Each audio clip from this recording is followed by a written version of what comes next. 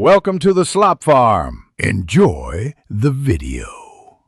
You're going to change syntax colors now, so open Visual Studio Code and a code file to preview changes. Once open, press Ctrl+Shift+P, CMD+Shift+P on Mac to access the command palette. This is faster than hunting menus. Select Preferences. Color theme to pick an existing theme or type preferences. Open Settings, JSON to edit colors directly. Making this first choice matters, because the theme provides baseline token names and palettes that you'll modify next. Once you have settings, JSON open, find Workbench, Color Customizations and Editor, Token Color Customizations sections to override colors. Use Developer, inspect TM scopes to click a token in your file and see its scope names. This tells you what to target.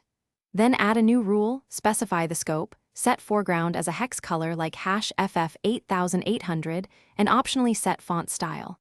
Make changes incrementally and save. VS Code applies them immediately, so you can iterate until the syntax readability is right.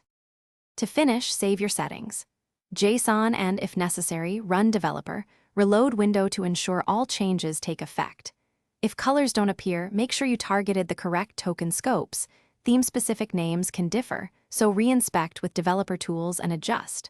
Also check that higher priority theme rules aren't overriding yours. Moving or restructuring overrides can help. Troubleshooting tip: if nothing changes, disable other color extensions temporarily to isolate conflicts, then re-enable once you confirm your edits work. Thanks for watching. Consider subscribing if we helped you today.